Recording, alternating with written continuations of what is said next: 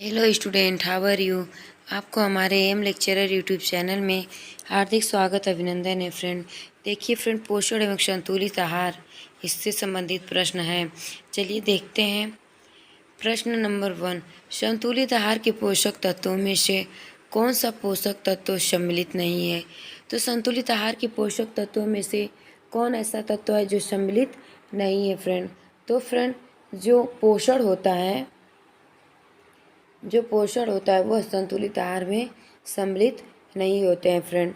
अगला है फ्रेंड, पोषक तत्वों का वर्गीकरण निम्न में से किस आधार पर किया जाता है। तो पोषक तत्वों का जो वर्गीकरण है फ्रेंड, वह किस आधार पर किया जाता है। तो देखिए फ्रेंड, यह जो है शरीर निर्माणक पोषक तत्वों के आधार पर किया जाता है। अगला है फ्रेंड, किशोरावस्था में लड़के एवं लड़कियों को क्रमशः कितनी कैलोरी ऊर्जा की आवश्यकता होती है। तो फ्रेंड, किशोरावस्था में लड़के एवं लड़कियों को क्रमशः कितनी कैलोरी ऊर्जा की आवश्यकता होती है। तो फ्रेंड, यह 2650 से 2080 कैलोरी ऊर्जा की आवश्यकता होती है। तो फ्रेंड देखिए, जो किशोरावस्था होता है इसमें हमें कैलोरी या खान पान की सबसे ज़्यादा ज़रूरत होती है।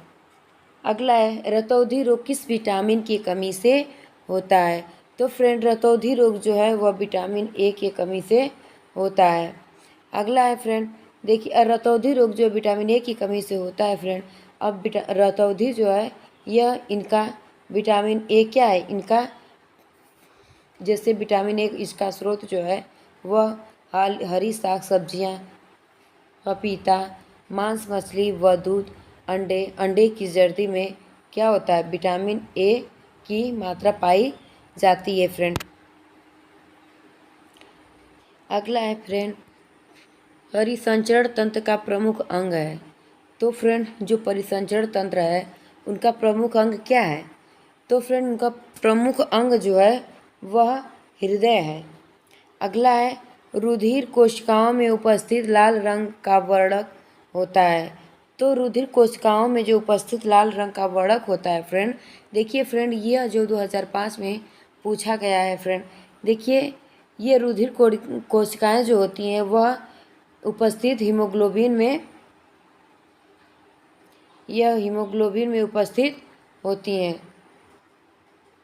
अगला है, रुधिर का कौन सा भाग ऑक्सीजन को फेफड़ों से लेकर कोशिकाओं तक जाता है।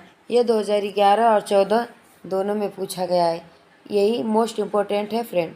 रुधिर का कौन सा भाग ऐसा है जो ऑक्सीजन के फेफड़ों से लेकर कोशिकाओं तक पहुंचता है। तो यह जो है हीमोग्लोबिन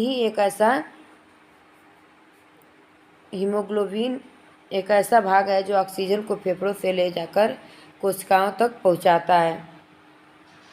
अगला है, हानिकारक रोगाणुओं को नष्ट करना व रोगों से रक्षा करना, इनका क्या कार्य होता है। तो फ्रेंड, यह जो होता है इनका कार्य जो होता है श्वेत रुधिर कणिकाओं में होता है। श्वसन क्रिया का पूर्ण होती है। तो फ्रेंड, जो श्वसन क्रिया है वह पूर्ण होती है। तो फ्रेंड, श्वसन क्रिया जो वह 2 चरण में पूर्ण होती है। मानव शरीर में श्वसन का अंग नहीं है। तो फ्रेंड, मानव शरीर में श्वसन का अंग कौन ऐसा है जो नहीं होता है। तो फ्रेंड, जो पटेला होता है वह श्वसन का अंग नहीं है। अगला है फ्रेंड, नाक के छिद्र को कहा जाता है। तो फ्रेंड, नाक के छिद्र को क्या कहा जाता है, नाक के छिद्र को नथुने कहा जाता है। अगला है फ्रेंड, ग्रसनी में भोजन निकलने वाला द्वार कहलाता है।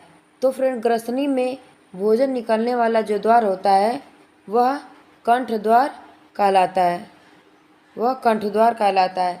जो भोजन हम करते हैं फ्रेंड, जो भोजन हम करते हैं वह कंठ द्वार से ही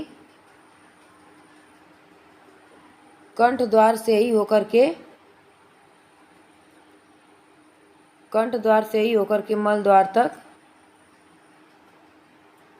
तक जाता है। तो वहीं से क्या होता है, निगलता है भोजन। अगला है फ्रेंड, श्वसन तंत्र का सबसे महत्वपूर्ण अंग है। तो फ्रेंड, श्वसन तंत्र का जो सबसे महत्वपूर्ण अंग है वह फेफड़े होता है।